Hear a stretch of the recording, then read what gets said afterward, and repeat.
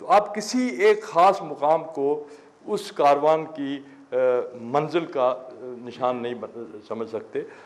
इमरान खान की सही पहचान तब आएगी जब उनके पास इक़्तिदार मिलेगा, और फिर लोग उन्हें जज करेंगे कि उनमें कितनी साबित कदमी है, उनकी सोच में कितनी वुसअत और गहराई और मजबूती है। लोग कहते हैं जी कि खान साहब पार्लिमानी निज़ाम में कभी कामयाब नहीं हो सकते। सदारती तर्ज हुकूमत अगर सामने लाया जाए, अगर इस मुल्क में सदारती निज़ाम नाफज हो जाए तो हो सकता है कि खान साहब कोई कामयाबी जो है हमें दिखा दें, मगर पार्लिमानी निज़ाम में वो कामयाब नहीं हो सकते। सवाल का जवाब पहले तो मैं इसका दे, कद काठ का लीडर नज़र नहीं आया। देखिए, दुनिया में जितनी भी सियासी जमातें होती हैं ना, उनमें एक ही शख्सियत कदावर होती है हमेशा। मतलब ये आप कोई भी तहरीक ले लें, आप मोहम्मद अली जिन्ना के साथ भी कौन कदावर लीडर थे, हम 2-3 नाम ही याद हैं ना लोगों को।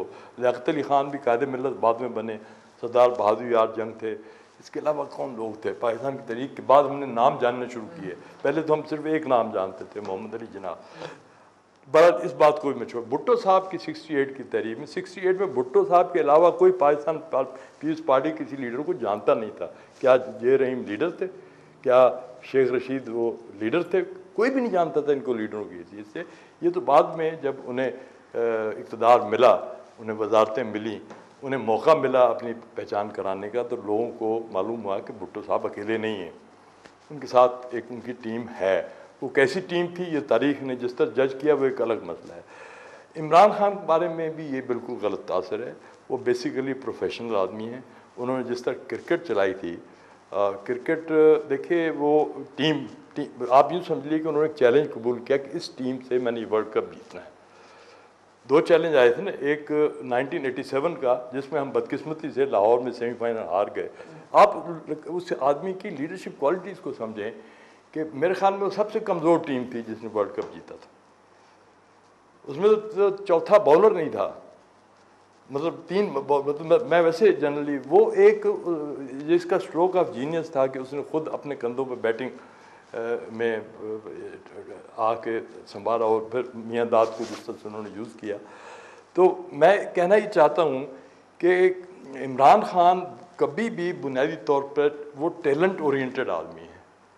वो समझता है कि लोगों से काम लिया जाता है, लोगों का पोटेंशियल जो है वो इस्तेमाल करते, वो फिर बड़े बैट्समैन भी बनते हैं। मैं सियासत को इस वक्त एलिगोरिकल सेंस में इस्तेमाल कर रहा हूँ, क्योंकि हमारी क्रिकेट में लोगों की बड़ी, मियां नवाज शरीफ साहब को क्रिकेटर बनने का बड़ा शौक़ था, बन जाते तो शायद हमारी किस्मत में एक ऐसा सियासतदान ना लिखा जाता, क्योंकि मैं उनकी बड़ी इज़्ज़त करता हूँ। लेकिन he was not fit for politics, क्योंकि politics is the game of the knowledgeable people. जो लोग सियासत में उन लोगों को आना चाहिए जो मुताला रखते हैं, जो वुसअत रखते हैं, जो तारीख़ का शऊर रखते हैं, यानी ये पता हो कि अरस्तु क्या था, यानी ये पता हो कि दूसरी जंग अज़ीम क्यों लड़ी गई, यानी ये पता हो। ये चीज़ें, इन चीज़ों से बिल्कुल मियां नवाज शरीफ साहब आ रही थे। लेकिन इमरान खान जो है वो एक पढ़ा लिखा आदमी है, और आप देखेंगे कि he will make a difference. साहब, लोग कहते हैं कि सियासत सिर्फ हसूल इक़्तिदार का ज़रिया है, मगर हम ये देख रहे हैं कि खान साहब जो है आइडियलिज़म का शिकार हमें नज़र आते हैं। एक नुक्ता नज़र जो है कि खान साहब कहते हैं जी फ़लाँ से मैंने इत्तेहाद नहीं करना, फ़लाँ करप्ट है, फ़लाँ निज़ाम ख़राब है, फ़लाँ जो शख्सियत है वो उसमें ख़राबियाँ हैं, फ़लाँ सियासी जमात में ख़राबियाँ हैं। तो आप नहीं समझते कि ये जो मौजूदा स्टफ़ है, अगर आप इसके साथ नहीं चल सकेंगे तो कैसे आप इक़्तिदार में आएंगे? अच्छा, मैं ये आइडियलिज़म जो है इसकी तशरीह मैं करना चाहूँगा। आइडियलिज़म ये नहीं है कि वो हर जमात को रिजेक्ट कर रहे हैं या हर लीडर को रिजेक्ट कर रहे हैं, वो आइडियलिज़म नहीं है। आप देखें कि वो जिन लोगों को रिजेक्ट कर रहे हैं ये वही लोग हैं जिनको अवाम रिजेक्ट कर चुके हैं। पहली बात यह है कि उनको वोट तभी मिलेगा ना जब लोग जो है ना अपने पिछले तजर्बे से, मोमिन जो है एक सुराग से 2 मरतबा नहीं डसा। हमारे मुल्क के अवाम जो हैं 3-3, 4-4 मरतबा डसे जा चुके हैं, और इन्हें ये पहला तारीखी मौका मिला, ये पहली मरतबा एकदम जो राइज़ हुआ है ना पॉपुलरिटी ग्राफ में, ये 6-8 महीनों का फिनोमेना है। लोगों को सडन रियलाइजेशन, एकदम एहसास हुआ है कि अगर इस मौके को हमने ज़ाया कर दिया, फिर हमने अपने पिछले तजर्बे दोहराए।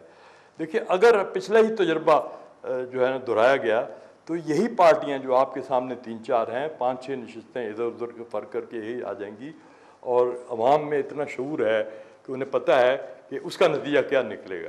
क्योंकि हमारे पास भी वक्त बहुत कम है, यानी कौमों पर, मुल्कों पर अल्लाह ताला हमेशा मेहरबान नहीं रहता, वो मौका ज़रूर देता है। हमें मौका मिल रहा है और मौका खुदा करे कि मिले कि अवाम को एक आज़ादाना इंतखाबात में, देखिए असल मसला ये नहीं है कि अवाम किसको रिजेक्ट करेंगे, किसके हक़ में, असल मसला ये है कि क्या ये सिस्टम आज़ादाना इंतखाबात को अलाउ करेगा। क्या इस सिस्टम में जिसमें 3.5 करोड़ के लगभग जाली वोट पिछले इलेक्शंस में भुगताए गए, या कम से कम वोटर्स थे, वोटर्स आए या नहीं क्योंकि उनका वजूद नहीं था, ये एक इससे बड़ा तमाचा किसी सिस्टम के मुंह पर क्या हो सकता है। हम जमहूरियत की बात करते हैं तो जमहूरियत कैसी, जबकि उस जमहूरियत के नतीजे में कायम होने वाली हुकूमत है वो ख़ुद जायज़ नहीं है, क्योंकि वो एक इलिजिटमेट वोटर्स लिस्ट के नतीजे में सामने आई है, तो हम कैसे उसे लेजिटिमेट सी दे रहे हैं। गुलाम अकबर साहब, हम यहाँ पर मुख्तसर ब्रेक लेंगे। नाज़रीन, गुलाम अकबर साहब का कहना है कि अगर आज़ादाना इंतखाबात होते हैं, अगर मुनसिफाना तौर तरीके इख्तियार किए जाते हैं, अगर इस तरह से तरीके इख्तियार किए जाते हैं कि हर आदमी को अपना जो वोट है वो डालने की इजाज़त हो और हर आदमी बेहतर अंदाज में अपना वोट पोल कर सके, और जो धांधली हैं, जो रवायती धांधलियाँ हैं, अगर वो नहीं होती तो खान साहब की जो कामयाबियाँ हैं वो उसके वाज़ेह इम्कानात मौजूद हैं। मगर अगर कोई और हथकंडे इस्तेमाल होते हैं तो इस हवाले से कोई बड़ी उम्मीद नहीं की जा सकती। हमारे प्रोग्राम से जारी है, हम यहाँ मुख्तसर ब्रेक लेते हैं, ब्रेक के बाद दोबारा हाज़िर होंगे।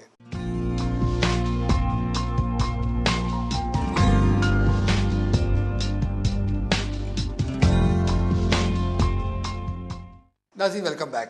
गुलाम अकबर साहब, जो नाकदीन है उनका ये कहना है कि देखें जी, आज़ाद कश्मीर का इलेक्शन हुआ, खान साहब साइड पे रहे, इमरान खान साहब के अलावा कोई भी तहरीक इंसाफ में ऐसा लीडर नहीं है जो हज़ारों की तादाद में लोगों को इकट्ठा कर सके। यही वजह है कि कोई आसार ऐसे नज़र नहीं आ रहे कि खान साहब को बड़ी कामयाबी पाकिस्तान की सियासत में कर दिखाएंगे। देखिए, ये तो एक हाइपोथेसिस है ना, एक मफरूज़ा है जिसका आप माजी में न जाएं।